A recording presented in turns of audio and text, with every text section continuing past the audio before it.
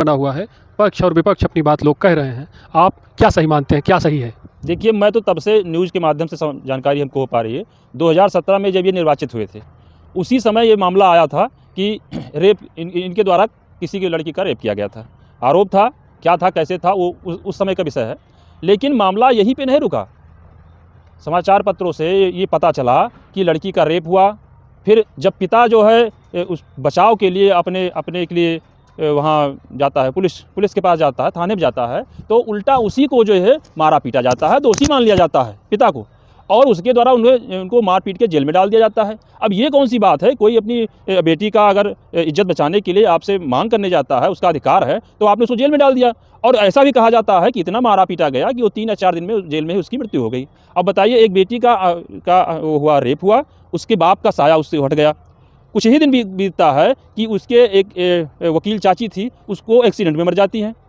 तो सब मामले को अगर देखा जाता है तो पीड़िता का ये कहना है कि सब एक दूसरे से संबंध रखते हैं मामले को। चाची का मरना, पिताजी का मरना, हमारा रेप होना, ये सब वो जाती है अपनी कोर्ट में। अब इतना दिन हो गया, अभी हाल में एक निर्णय आया, Delhi supreme court high court ने ये निर्णय दिया कि कुलदीप सिंह सेंगर जी को जो है बेल दे दी जाएगी। लेकिन मामले को संगीन मानते हुए और उसकी उन चीज़ों के तथ्यों को परखने के बाद सुप्रीम कोर्ट उसको रोक लगा देती है, रद्द कर देती है।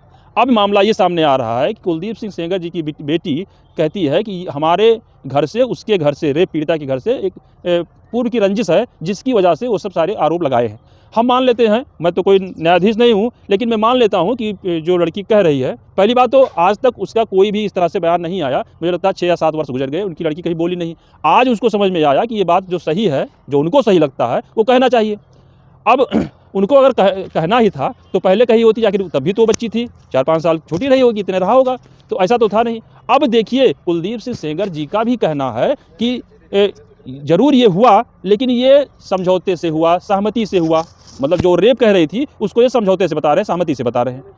पिताजी का मरना, ये तो कोई सहमति की बात हुई नहीं, और कोई भी पिता अपनी बेटी की इज्जत बचाने के लिए जाएगा इधर उधर। जैसे वो कह रही हैं कि ये पुरानी रंजिश की वजह से है, तो पुरानी रंजिश में कोई भी पिता, कोई भी व्यक्ति ऐसा नहीं होगा कि अपनी इज्जत को दांव पे लगा कर वो पुरानी रंजिश निकालेगा। जो मुझे समझ में आता है, यही समाज को भी समझ में आता है। ठीक है, अब मामला ये है कि पहले भी लंबित था, अभी लंबित ही है। मैं तो कुछ नहीं कह पा रहा हूँ, लेकिन हम जनता का विश्वास न्यायालय पे है, और जो भी वो न्याय देगा वो सही देगा। और जो कुलदीप सिंह सेंगर का बयान बदला, इससे तो कहीं ना कहीं बू आती है कि प्रामाणिकता बात है, क्योंकि पहले रेप का मामला था, उन्होंने खुद ही एक्सेप्ट किया कि रेप नहीं, वो सहमति थी। तो मामला ये समझ में आता है कि कहीं ना कहीं सब कुछ मामला सही है। बाकी रही बात जो न्यायालय की प्रक्रिया है, जो न्यायमूर्ति सुनाएंगे वो अच्छी बात रहेगी, और जो सुना रहे हैं वो भी ठीक है। अच्छा लगा कि कम से कम एक कोर्ट ने उनको बेल दिया था, दूसरी कोर्ट ने ज़रूरत समझी तो रोक लगा दी।